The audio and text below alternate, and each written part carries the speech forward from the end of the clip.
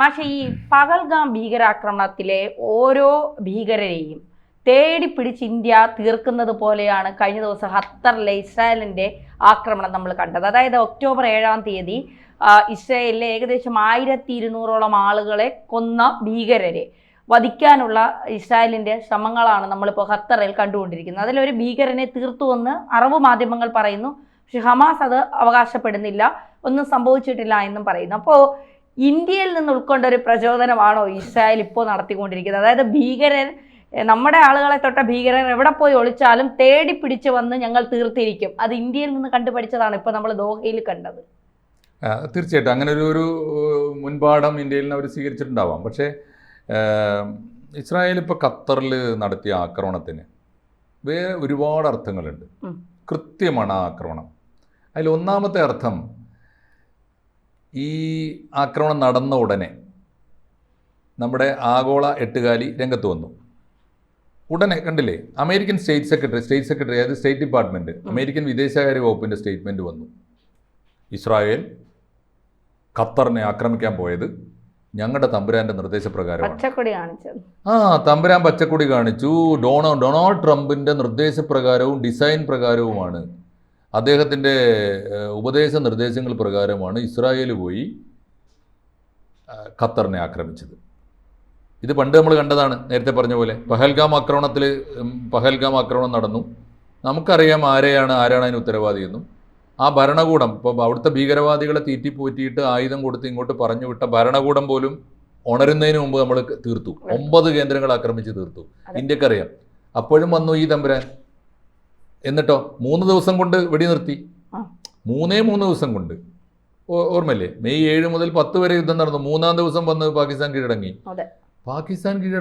India തീർക്കേണ്ടത് തീർത്തു. അത് കഴിഞ്ഞപ്പോൾ മറ്റവൻ രംഗത്ത് വന്നു, എട്ടുകാലി മമ്മൂഞ്ഞ് വന്നിട്ട് പറയും, ഞാനല്ലയോ തീർത്തത്.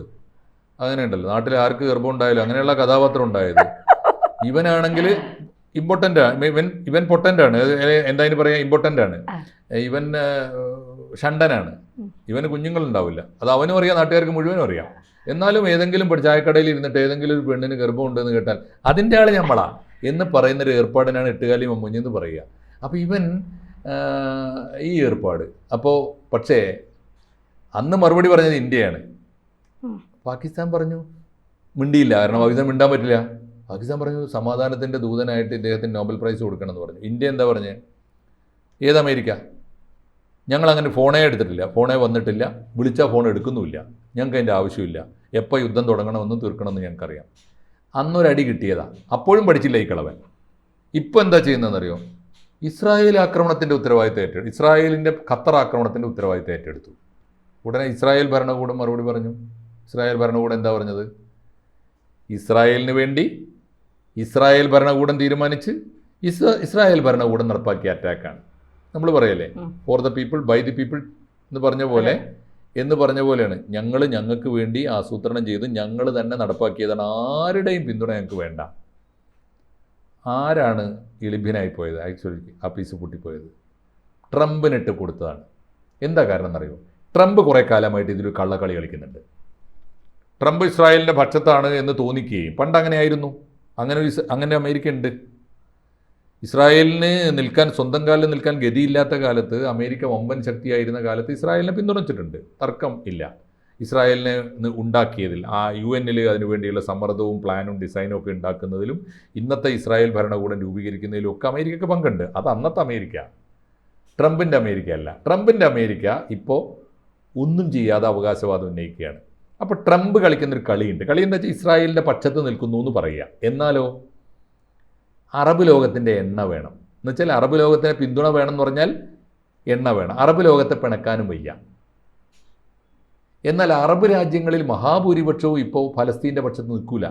കാരണം അവർക്ക് ഇസ്രായേലിനെ കൊണ്ട് ഉപകാരമുണ്ട്. മാത്രമല്ല, ഇസ്രായേൽ ഫലസ്തീൻ ഇഷ്യൂ ഇത്രയേറെ വഷളാക്കിയത് അറബ് രാജ്യങ്ങളാണ്. അവരുടെ തന്നെ മുൻകാല ചെയ്തികളാണ് എന്ന ബോധ്യം അവർക്കുണ്ട്. സൗദി അറേബ്യ മിണ്ടിയിട്ടില്ലല്ലോ. സൗദി അറേബ്യ ഫലസ്തീൻ പക്ഷത്തല്ലല്ലോ. UAE ഇല്ലല്ലോ, കുവൈറ്റ് ഇല്ലല്ലോ, ബഹ്റൈൻ ഇല്ലല്ലോ. അപ്പോൾ അക്കൂട്ടത്തിൽ അവിടെ ഒരു പാൻ ഇസ്ലാമിക് സങ്കല്പവുമായിട്ട്, ഒരു ലോക ഇസ്ലാമിക വികാരവുമായി ഫലസ്തീനികളെ സമീപിക്കുന്ന ഒരേ ഒരു രാജ്യമേ ഉള്ളൂ. അത് ഖത്തറാണ്. എല്ലാ പ്രശ്നങ്ങളിലും അങ്ങനെയാണ്. എന്നാൽ ഖത്തർ സമ്പന്ന രാജ്യമാണ്. ഖത്തറിനെ ആരും അങ്ങനെ തൊടൂല, ആക്രമിക്കില്ല. അതുകൊണ്ട് ഖത്തർ ചെയ്ത പണി എന്താണെന്നറിയോ? ഖത്തർ നേരിട്ട് ഇസ്രായേലിനോട് മുട്ടിയ അപകടം അവർക്കറിയാം എന്താ സംഭവിക്കുകയെന്ന്. അറബ് ലോകത്തെ ഒരു രാജ്യവും ഇപ്പോൾ ഇസ്രായേലിനോട് മുട്ടൂല. 2-3 കാരണങ്ങളാൽ. ഒന്നാമത്തെ കാര്യം, ഇസ്രായേലിൻ്റെ സഹായം ഈ അറബ് രാജ്യങ്ങൾക്കൊക്കെ ആവശ്യമുണ്ട്. അത്രയേറെ ശക്തമാണ് ഇസ്രായേൽ. ഇസ്രായേൽ വളർന്നു കഴിഞ്ഞിരിക്കുന്നു. സൈനികവും ശാസ്ത്രീയവും സാങ്കേതികവും സായുധവും എല്ലാ അർത്ഥത്തിലും അവർ വളർന്നു കഴിഞ്ഞിരിക്കുന്നു. 2, മുട്ടാൻ കെൽപ്പില്ലാത്ത, പണ്ട് ഇസ്രായേലിനെ, ഈ ഫലസ്തീൻ്റെ പേരിൽ ഇസ്രായേലിനെ ആക്രമിക്കാൻ പോയത് 5 അറബ് രാജ്യങ്ങളാണ് പരിസരത്തുള്ള. അവർക്കൊന്നും ഇപ്പോൾ ഇസ്രായേലിനെ നേരിടാനുള്ള ശേഷിയില്ല. ഈജിപ്റ്റ്, ജോർഡാൻ, സിറിയ, ലെബനോൺ, ഓർമ്മയില്ലേ? ആ രാജ്യങ്ങളൊന്നും ഇപ്പം മിണ്ടൂല. അവർക്ക് ശേഷിയില്ലാത്തതുകൊണ്ട്. മറ്റ് അറബ് രാജ്യങ്ങൾക്ക് ശേഷി ഉണ്ടെങ്കിലും അവർക്ക് ഇസ്രായേലിൻ്റെ പിന്തുണ ആവശ്യമുണ്ട്, സഹായം ആവശ്യമുണ്ട്. അതുകൊണ്ട് അവരും മിണ്ടൂല. അതാണ്. മൂന്നാമത്തെ ഒരു കാര്യം, അറബ് ലോകം കാണിച്ച മണ്ടത്തരമാണ് ഇന്നത്തെ ഇസ്രായേൽ ഇഷ്യൂവിൻ്റെ അടിത്തറ എന്ന് അവർക്ക് വിശ്വാസമുണ്ട്. അതുകൊണ്ട് അറബ് ലോകത്ത് നിന്ന് ആരും ഇസ്രായേലിനെതിരായിട്ട് മിണ്ടാത്ത കാലത്ത് ഞങ്ങൾ മിണ്ടുന്നു എന്ന് വരുത്തുന്ന ഒരു രാജ്യമാണ് ഖത്തർ. അവർക്കൊരു ഡോസ് കൊടുക്കേണ്ടതുണ്ട്. അത് എന്തുകൊണ്ട് വന്നറിയോ? കള്ളക്കളിയാണ് അവർ കളിച്ചുകൊണ്ടിരിക്കുന്നത്. ഒന്ന്, ഹമാസ് തീവ്രവാദികൾ നേരിട്ട് ഇസ്രായേലിനെ നുഴഞ്ഞു കയറി ആക്രമണം നടത്തിയപ്പോഴാണല്ലോ അപ്പോൾ ഈ ഒടുവിലത്തെ കൂട്ടക്കൊലകളൊക്കെ തുടങ്ങിയത്. കൂട്ടക്കൊലയാണ്, ശരിയാണ്. ആ തീവ്രവാദികൾ എവിടെയുണ്ടോ അവരെ തീർക്കും എന്ന് ഇസ്രായേലിൻ്റെ തീരുമാനമാണ്. അവർ ഗാസ മുനമ്പിലെ പാവങ്ങളായ മനുഷ്യർ ജീവിക്കുന്നിടത്ത് ആശുപത്രിയിൽ പോയി ഒളിച്ചിരുന്നാൽ ബോംബിടും, അവരെ തകർക്കും.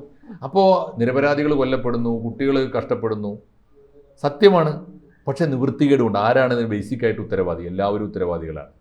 ആ ഒരു അവസ്ഥയുണ്ട്. ആ അവസ്ഥയിൽ അമേരിക്ക എടുത്ത നിലപാടെന്താ? കഴിഞ്ഞ കുറേ കാലമായിട്ട് ഖത്തർ, ഓർമ്മയുണ്ടോ നിനക്ക്? ഈ ധന്യ ഓർക്കുന്നുണ്ടാവും. അതായത് ഈ ഹമാസിനോടുള്ള പോരാട്ടം ഇസ്രായേൽ ആരംഭിച്ച അന്ന് തൊട്ട് ദോഹയിൽ സമാധാന ചർച്ചയാണ്. ഓർമ്മയില്ലേ? എന്താ കാരണം എന്നറിയാം? അതാണ് കാരണം, ഈ പറഞ്ഞതാണ് കാരണം. എന്തായാലും ഈ ഹമാസോളികളുണ്ടല്ലോ, ഹമാസ് പോരാളികൾ, അവർ ചെയ്യുന്ന പണി എന്താ? പാവങ്ങളായ അനുയായികളെ ആയുധം കൊടുത്തിട്ട് അവിടെ കൊല്ലാൻ വിടുക, ചാവേറുകളെ. എവിടെ? ഗസയിൽ. എന്നിട്ടോ അവിടെ നിരപരാധികൾ മരിക്കുക. ഈ തീവ്രവാദികളായ ചാവേറുകളെ കണ്ടുകിട്ടാൻ വേണ്ടി ഇസ്രായേൽ തീർച്ചയായിട്ടും തുറന്ന് പിടിച്ച് ആക്രമിക്കുമല്ലോ. നിരപ്പാക്കി കഴിഞ്ഞു ആ രാജ്യത്തെ. എന്നിട്ട് ആ പ്രദേശത്തൊക്കെ തന്നെ ഈ ഇസ്രായേൽ പൗരന്മാരെ കൊണ്ടുപോയി ഭരണകൂടം തന്നെ കുടിയിരുത്തുന്നു. അവിടുത്തെ ഡെമോഗ്രാഫിക് ആയിട്ടുള്ള പോരാട്ടവും നടക്കുന്നുണ്ട്. എന്നാൽ ഇതിന് ഉത്തരവിടുന്ന ഹമാസിൻ്റെ 5 നേതാക്കൾ, വമ്പൻ നേതാക്കളാണ് 5 പേര്. ഈ 5 പേരും എവിടെയാണെന്നറിയോ? ഖത്തറിലാണ്. എപ്പോൾ മുതൽ? എപ്പോഴാണോ ഗസയിൽ ഇസ്രായേലിൻ്റെ ആക്രമണം തുടങ്ങിയത് അന്ന് മുതൽ അവിടെയാണ്. അവിടെ ആലോചിച്ച് നോക്കൂ, അവിടെ അങ്ങനെ സുരക്ഷിതമായിട്ട് അവരെ ഇരുത്തിക്കളഞ്ഞാൽ അന്താരാഷ്ട്ര തലത്തിൽ ഇസ്രായേലിൻ്റെ സുരക്ഷയ്ക്ക് ഭീഷണിയായ ഈ 5 നേതാക്കന്മാർക്ക് അവിടെ അഭയം കൊടുത്താൽ ലോകവേദികൾ ഇസ്രായേൽ ഉന്നയിക്കും. ഞങ്ങളുടെ രാജ്യം മുഴുവൻ നശിപ്പിക്കുന്ന ഈ ഭീകരന്മാരെ ഞങ്ങൾക്ക് വിട്ടുതരണമെന്ന് പറയും, അല്ലെങ്കിൽ അവരെ പുറത്താക്കണമെന്ന് പറയും. അപ്പോൾ എന്താ ചെയ്തത്? അവരെ അവിടെ സുരക്ഷിതമാക്കി ഇരുത്താൻ വേണ്ടി, സംരക്ഷിക്കാൻ വേണ്ടി കണ്ടെത്തിയ ഒരു വേലയാണ് എന്ത്? ട്രൂസ്, സമാധാന ചർച്ച, വെടിനിർത്തൽ ചർച്ച. എന്നും വെടിനിർത്തൽ ചർച്ച. വെടിനിർത്തൽ ചർച്ചയ്ക്ക് എത്ര നേരം വേണം? ഏതാനും മണിക്കൂറുകൾ പോരെ. ഇതെന്താ? എന്നും ചർച്ച. എന്നിട്ടോ ചർച്ച അവിടെ നടത്തും. ഇസ്രായേൽ അംഗീകരിച്ച് ഒപ്പിട്ടാലല്ലേ കരാറാവുള്ളൂ. ഇസ്രായേൽ അപ്പോഴും ആക്രമണം തുടർന്നു. എന്നെങ്കിലും ഇസ്രായേൽ വെടിനിർത്തിയിട്ടുണ്ടോ? ഇല്ല. എന്നാൽ വെടിനിർത്തൽ ചർച്ച എന്തിനായിരുന്നു? അത് ഹമ്മാസിനെ രക്ഷിക്കാനായിരുന്നു. ഹമ്മാസിൻ്റെ തലവന്മാരായ 4-5 ഭീകരന്മാരെ സ്വന്തം നാട്ടിൽ നിർത്തി പോറ്റിയിട്ട് അവരെ കാക്കാൻ, അവരെ രക്ഷിക്കാൻ വേണ്ടി കണ്ടെത്തിയ വിദ്യയാണ് ഈ ട്രൂസ്, വെടിനിർത്തൽ ചർച്ച. അത് പൊളിക്കണമെന്ന് ഇസ്രായേൽ തീരുമാനിച്ചു. ഈ വെടിനിർത്തൽ ചർച്ചയ്ക്ക് ആരാ കാർമ്മികത്വം വഹിച്ചത്? സാക്ഷാൽ ട്രംപ് നിർദ്ദേശിച്ചയച്ച വിറ്റ്കോഫാണ്, അമേരിക്കൻ സ്റ്റേറ്റ് സെക്രട്ടറി. ഈ മിഡിൽ ഈസ്റ്റിൻ്റെ, മധ്യപൂർവേഷ്യയുടെ ചുമതല വഹിക്കുന്ന അമേരിക്കയുടെ സ്റ്റേറ്റ് സെക്രട്ടറിയാണ് വിറ്റ്കോഫ്. വിറ്റ്കോഫിനെ ട്രംപ് അയച്ചു കൊടുത്തതാണ്. വിറ്റ്കോഫിൻ്റെ ഫോർമുല വെച്ചിട്ടാണ് ചർച്ച ചെയ്യണത്. ആലോചിച്ച് നോക്കൂ. അപ്പോൾ അതിൻ്റെ ഉസ്താദാരാ ഈ ചർച്ചയുടെ? ട്രംപാണ്. ട്രംപിനിട്ടാണ് ഈ വെടി. 1. നമ്പർ 2, ഈ കള്ളക്കളി ഉണ്ടല്ലോ ഖത്തർ, ഈ കളി വേണ്ട. നിങ്ങളുടെ യഥാർത്ഥ ലക്ഷ്യം എന്താണെന്ന് ഞങ്ങൾക്കറിയാം. നീയൊന്നും ഞങ്ങൾക്കൊരു ഇഷ്യൂ അല്ല. വേണമെന്ന് വെച്ചാൽ നിന്നെയും ആക്രമിക്കും. കൃത്യമായിട്ട് ഹമ്മാസിനെ നേരിടാനാണ്. ഹമ്മാസ് നേതാക്കളെ അവിടെ ഖത്തർ ഗവൺമെൻറ് സംരക്ഷിച്ച് നിർത്തിയിരിക്കുന്ന ഹമാസ് പോരാളികളുടെ 5 നേതാക്കന്മാരെ ലക്ഷ്യമിട്ടാണ് ആക്രമിച്ചത് എന്ന് ഇസ്രായേൽ പറയുന്നു. അവരിൽ 1-2 പേര് കൊല്ലപ്പെട്ടു എന്ന് 2 പേര് കൊല്ലപ്പെട്ടു എന്ന് ഇസ്രായേൽ അവകാശപ്പെടുന്നുണ്ട്. ഹമാസ് ഇനിയിപ്പോൾ മുഴുവൻ ചത്തു തീർന്നാലും സമ്മതിക്കൂല. പോട്ടെ, ഞാൻ പറയുന്ന കാര്യം ഇത്രയേ ഉള്ളൂ. സത്യത്തിൽ അവരെ കൊല്ലാനല്ല, ഖത്തർ ഗവൺമെൻറ്റിന് ഒരു ഡോസ് കൊടുക്കാനാണ്. നിങ്ങൾ ഇനി ഈ നിലപാട്, ഈ കള്ളക്കളി തുടർന്നാൽ, നിങ്ങൾ ഹമാസ് പോരാളികളെ സംരക്ഷിക്കുന്ന അവസ്ഥ തുടർന്നാൽ, അവരുടെ നേതാക്കന്മാരെ സംരക്ഷിക്കുന്ന അവസ്ഥ തുടർന്നാൽ, നിങ്ങളും ഞങ്ങൾക്ക് വലിപ്പമേറില്ല, നിങ്ങളും ഞങ്ങൾക്ക് അത്ര വലിയ ശക്തിയൊന്നുമല്ല എന്ന് മാത്രമല്ല, നിങ്ങളെ ഞങ്ങൾ ആക്രമിച്ചാൽ ഇന്നത്തെ ഒരു ഡെവലപ്മെൻ്റ് എന്താ? ഏതെങ്കിലും ഒരു അറബ് രാജ്യങ്ങളിലെ ഗവൺമെൻറ് ഇസ്രായേൽ ആക്രമണത്തെ അപലപിച്ചത് കണ്ടോ? എന്താ അതിൻ്റെ അർത്ഥം? അറബ് ലോകത്ത് നിന്ന് ഇനി ഇസ്രായേലിൻ്റെ ഫോർമുലയ്ക്ക് ആരും എതിർക്കാൻ വരേണ്ടതില്ല. നീയൊക്കെ ഇനി എങ്ങാനും ഈ ഏർപ്പാട് കള്ളക്കളി തുടർന്നാൽ നിന്നെ ഞങ്ങൾ നിലക്ക് നിർത്തും എന്നാണ് ഇസ്രായേലി പറഞ്ഞതിൻ്റെ അർത്ഥം. ഇസ്രായേലിൻ്റെ മുമ്പിൽ വേറെ വഴിയില്ല. ഫിനിഷ് ദ ജോബ് എന്നാണ് ഇസ്രായേലിൻ്റെ മുദ്രാവാക്യം. അത് മറ്റൊന്നുമല്ല, ഫലസ്തീൻ ഇല്ലാത്ത ഒരു ലോകഭൂപടം വരയ്ക്കുകയാണ്. അത് അവർ ചേർത്തിരിക്കും. കാരണം ഏതാണ്ട് ഇപ്പോൾ വെസ്റ്റ് ബാങ്ക് ഏതാണ്ട് ഇസ്രായേലിനോട് അറ്റാച്ച് ചെയ്ത് കഴിഞ്ഞു. ഇനി ഹമാസ്, ഇനി ഗസയുടെ കുറച്ച് ഭാഗങ്ങൾ, അത് എന്ന് മാത്രമേ ഇനി കാത്തിരിക്കേണ്ടതുള്ളൂ. തീർച്ചയായിട്ടും ഫലസ്തീൻ ഇല്ലാത്തൊരു ഭൂപടം ലോകത്തിൽ ഉണ്ടാക്കും എന്നതാണ് ഇസ്രായേലിൻ്റെ ലക്ഷ്യം. ഈ കഴിഞ്ഞ ഒരു 78 കൊല്ലത്തെ ചരിത്രമുണ്ട് ഈ ആക്രമണത്തിനും യുദ്ധത്തിനും കെടുതികൾക്കും പലായനങ്ങൾക്കും അഭയാർത്ഥി പ്രവാഹങ്ങൾക്കുമൊക്കെ. ചില പോരാട്ടങ്ങൾ തിരിച്ചു നടക്കാനാവാത്ത അവസ്ഥയിലേക്ക് പോകും. ഇനി ഒറ്റ വഴിയേ ഉള്ളൂ. ഈ പോരാട്ടത്തിന് ഇനി ഏകപക്ഷീയമായി ഈ ഒരു സമാധാന കരാറിന് 2 പക്ഷത്തു നിന്നും ഒരുപോലെ മനസ്സുണ്ടാവണം. അത് പാലിക്കാൻ പറ്റാത്ത ഒരു അവസ്ഥയുണ്ടാക്കിയത് അറബ് ലോകം തന്നെയാണ്. അതുകൊണ്ട് ഫലസ്തീൻ ഇല്ലാത്തൊരു ഇസ്രായേൽ വരും എന്ന് തന്നെ വേണം കരുതാൻ. എന്ന ചോദ്യം മാത്രമേ നമ്മുടെ മുമ്പിലുള്ളൂ. ഖത്തർ പറയുന്നത് ഹമാസിനെ ആക്രമിച്ചതിനപ്പുറം ഇത് ഞങ്ങളുടെ രാജ്യത്തിനോടുള്ള ആക്രമണമാണ്, ഞങ്ങളുടെ ജനങ്ങളെ സംരക്ഷിക്കേണ്ട ഉത്തരവാദിത്വം ഞങ്ങൾക്കുണ്ട്. അവരുടെ വിദേശകാര്യ മന്ത്രാലയം പറയുന്നത് അതുകൊണ്ട് തന്നെ ഇസ്രായേലിനെതിരെയുള്ള തിരിച്ചടി അത് നിങ്ങൾ പ്രതീക്ഷിക്കുന്നതിലും അപ്പുറമായിരിക്കും. കാരണം ഇത് ഹമാസിനെതിരെ അല്ല, ഞങ്ങൾക്കെതിരെ നടത്തിയ നീക്കമായിട്ടാണ് ഞങ്ങൾ മനസ്സിലാക്കുന്നത്. അപ്പോൾ അതിനൊപ്പം തന്നെ അവർ പറയുന്നുണ്ട്, ചർച്ചയ്ക്ക് വരാനിരിക്കുന്നതിന് തൊട്ട് മുമ്പാണ് ഈ ആക്രമണം നടത്തിയത് എന്നുള്ളത്. അപ്പോൾ ഖത്തർ എന്താണ് ഇതുകൊണ്ട് ഉദ്ദേശിക്കുന്നത്?